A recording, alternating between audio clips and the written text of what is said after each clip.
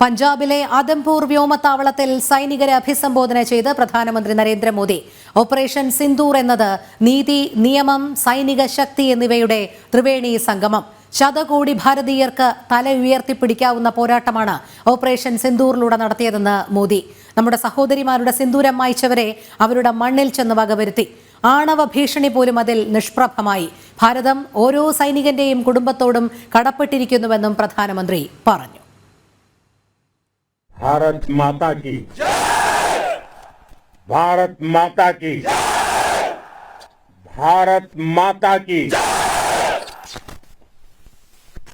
इस जयघोष की ताकत अभी अभी दुनिया ने देखी है। भारत माता की जय यह सिर्फ उद्घोष नहीं है, ये देश के हर उस सैनिक की शपथ है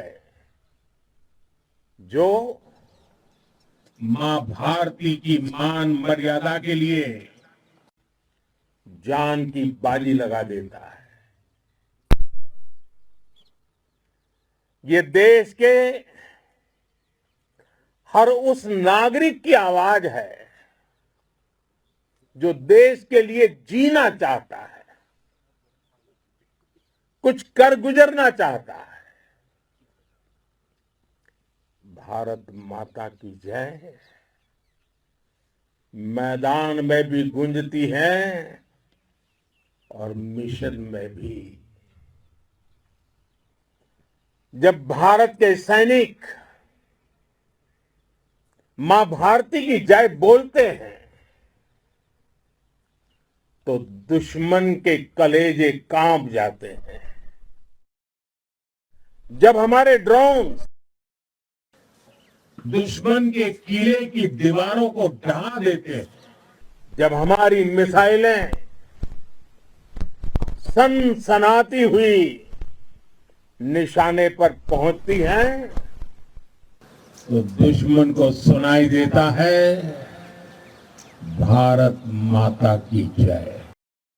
വിവരങ്ങളുമായി എസ് നന്ദഗോപൻ ചേരുന്നു. നന്ദൻ, പഞ്ചാബിലെ ആദംപൂർ വ്യോമത്താവളത്തിൽ സൈനികരെ സന്ദർശിച്ച ശേഷം പ്രധാനമന്ത്രി നരേന്ദ്രമോദി ആവേശോജ്വലമായ അഭിസംബോധനയാണ് നടത്തിയത്. നീതി, നിയമം, സൈനിക ശക്തി ഇവയാണ് ഓപ്പറേഷൻ സിന്ദൂറിലൂടെ പ്രാവർത്തികമാക്കിയത് എന്ന് അദ്ദേഹം കൂട്ടിച്ചേർത്തു. മറ്റെന്തെല്ലാം കാര്യങ്ങളാണ് അദ്ദേഹം പറഞ്ഞത്?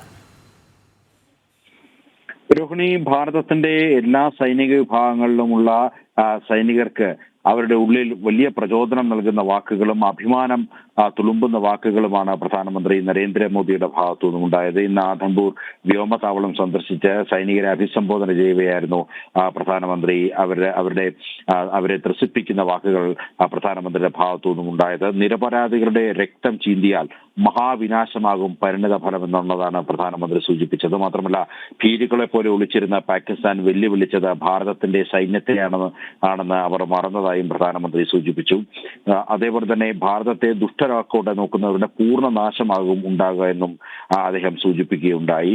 ഇതിനെല്ലാം പുറമെ ഭാരതത്തിന്റെ ഈ 3 സൈനിക വിഭാഗങ്ങളെയും BSFിലെയും മുഴുവൻ അംഗങ്ങളെ ഓരോ രാജ്യത്തെ ഓരോ പൗരന്മാരുടെ പേരിലും താൻ നന്ദിയോടുകൂടി സ്മരിക്കുകയാണെന്നും പ്രധാനമന്ത്രി സൂചിപ്പിക്കുകയുണ്ടായി.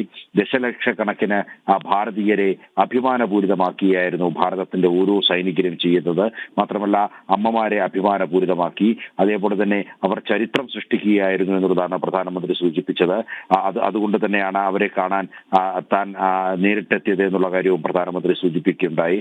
മാത്രമല്ല, പാകിസ്ഥാനിലെ ഭീകര ആസ്ഥാനങ്ങൾ ലക്ഷ്യമിട്ട് ഈ ഭീകര ആസ്ഥാനങ്ങൾ തകർത്തപ്പോൾ അത് ലോകത്തിന് നൽകിയ സന്ദേശം മറ്റൊന്നാണ് എന്നുള്ളതാണ്. ധീരതയുടെ പ്രതീകം കൂടിയാണ് ഓപ്പറേഷൻ സിന്ദൂർ എന്ന് പ്രധാനമന്ത്രി സൂചിപ്പിച്ചു. ഓപ്പറേഷൻ സിന്ദൂറിന്റെ പ്രതിധ്വനി ഇന്ന് ലോകരാജ്യങ്ങൾ മുഴുവൻ കേൾക്കുന്നു എന്നുള്ളതാണ്. ഓപ്പറേഷനിലുടനീളം, അതായത് ഓപ്പറേഷൻ സിന്ദൂറിലൂടെ ഓരോ ഇന്ത്യക്കാരനും ഭാരതത്തിന്റെ സൈന്യത്തോടൊപ്പമാണ് എന്നുള്ളത് ഒരിക്കൽ കൂടി സൂചിപ്പിക്കുകയുണ്ടായി. രാജ്യത്തെ ഒന്നാക്കി മാറ്റുകൂടിയായിരുന്നു ഓപ്പറേഷൻ സിന്ദൂറിലൂടെ എന്നും പ്രധാനമന്ത്രി സൂചിപ്പിച്ചു. അത് കര, നാവിക, വ്യോമസേന, അതേപോലെ തന്നെ BSFിലെ നമ്മുടെ വീരയോദ്ധാക്കളെ അഭിവാദ്യം ചെയ്യുന്നതായി പ്രധാനമന്ത്രി വ്യക്തമാക്കിയുണ്ടായി. മാത്രമല്ല, ഇന്ത്യയുടെ സൈനിക, അതേപോലെ തന്നെ നാവിക വ്യോമശേഷിക്ക് മുന്നിൽ ഭീകരവാദികൾക്ക് ഇനി ഒരു തരത്തിലുള്ള അവരിൽ നിന്നും ഒരു തരത്തിലുള്ള അനുകമ്പയും പ്രതീക്ഷിക്കേണ്ട എന്നുള്ള കാര്യം പ്രധാനമന്ത്രി സൂചിപ്പിച്ചു. തീവ്രവാദികൾക്ക് ഇരുന്ന് സമാധാനത്തോടുകൂടി ശ്വസിക്കാൻ കഴിയുന്ന ഒരു സ്ഥലവും പാകിസ്ഥാനിൽ ഇല്ല എന്നുള്ളതാണ് പ്രധാനമന്ത്രി ചൂണ്ടിക്കാണിച്ചത്.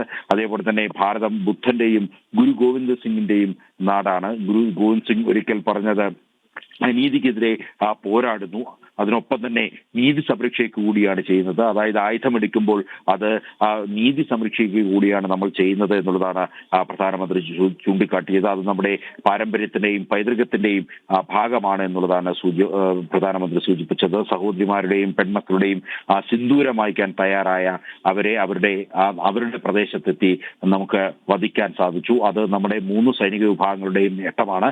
പ്രത്യേകിച്ച് ഭാരതത്തിലെ മുഴുവൻ വ്യോമതാവളത്തിലുമുള്ള യോദ്ധാക്കളുടെ കൂടി വീര്യത്തിന്റെ കൂടി പരിണിത ഫലമാണ് നമുക്ക് അവിടെ വിജയം സാധ്യമായത് എന്നുള്ളതാണ് പ്രധാനമന്ത്രി സൂചിപ്പിച്ചത്.